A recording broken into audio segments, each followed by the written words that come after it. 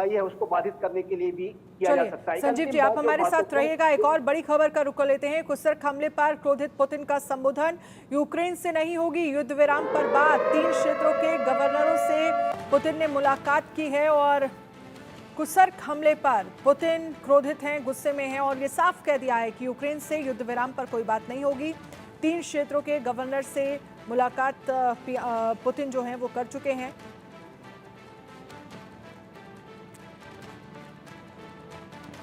Europe महाविनाश के क्या 2 AP centre हैं, ये भी सवाल बना हुआ है। ज़ैपोरिज़्या परमाणु प्लांट पर यूक्रेनी हमले, ज़ैपोरिज़्या रिएक्टर में लगी आग।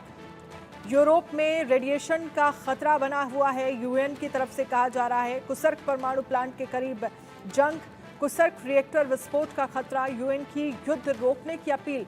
एक तरफ लगातार यूएन जो है वो युद्ध रोकने की अपील कर रहा है। सबसे बड़ा खतरा जो है यूरोप महाविनाश के 2 एपी सेंटर बने हुए, एक तरफ कुर्स्क और दूसरी तरफ ज़ैपोरिज़्या।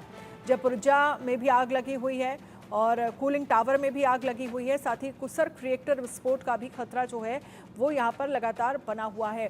हमारे साथ खास मेहमान लगातार बने हुए हैं।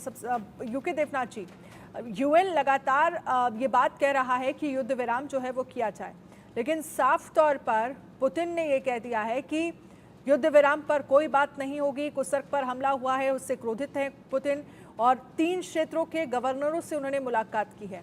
तो क्या किसी नई स्ट्रेटेजी के साथ अब सामने आएगा रूस? व्लादिमीर पुतिन जो हैं उन्हें अपने देशवासियों के सामने ये प्रूव करना है कि वह ये युद्ध जीत रहे हैं। ना सिर्फ ऐसी वह तर्क संगत बात कर रहे हैं, क्योंकि पुतिन के सामने दिक्कत क्या है। पुतिन चाहते हैं कि रूस जो है वो दुनिया में अभी भी अगर नंबर 1 नहीं तो नंबर 2 पावर रहे, लेकिन रूस के पास अभी वह रिसोर्सेज नहीं बचे हैं। उसकी जो आर्थिक व्यवस्था है, उसकी जो इंडस्ट्रियल आउटपुट है और सबसे बड़ी बात है कि उसकी जो मिलिट्री ताकत है वो लगातार पिछले कुछ दशकों से घटती रही है। पुतिन चाहते हैं कि रूस फिर से महान से कि जार के शासन में था या जैसे कि द्वितीय विश्व युद्ध के समय था, लेकिन पुतिन के पास शायद उनके देश के लोगों का भी समर्थन दिल से नहीं है। हम देख सकते हैं कि रशिया की जो यूथ हैं, जो नौजवान हैं, वो आगे आके रूस की आर्मी को ज्वाइन नहीं कर रहे हैं। रूस को बीच बीच में जबरदस्ती नौजवानों को पकड़कर पुलिस का भय दिखाते हुए उनको फौज में शामिल करना पड़ रहा है। और तो और अब रूस जो है दुनिया के सारे देशों से आए हुए जो लोग होते हैं, भारत से भी नौजवान गए हैं, उनको लेकर भर्ती करके वो अपनी फौज को आगे बढ़ा रहे हैं। तो पुतिन जो है इस वक्त थोड़ा कमजोर स्थिति में है। हाँ, लेकिन इस बात को पुतिन समझ क्यों नहीं रहे हैं?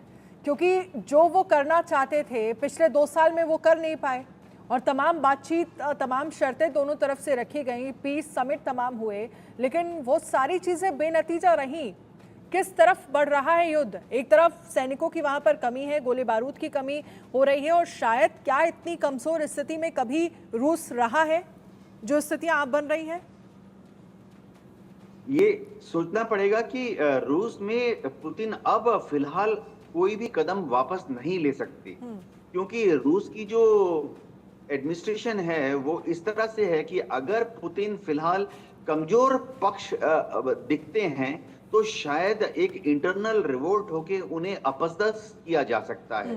तो अगर पुतिन चाहते हैं कि रूस की पॉलिटिकल व्यवस्था में वो जिंदा रहें, रिलेवेंट रहें, तो उन्हें ये दिखाना पड़ेगा कि वो एग्रेसिव हैं और जीत रहे हैं।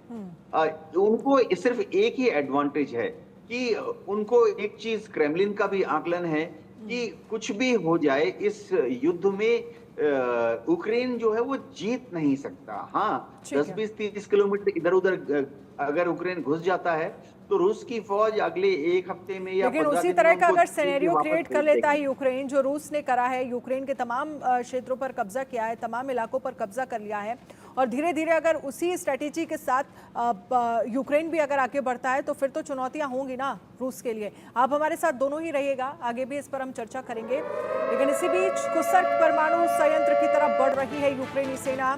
रूस की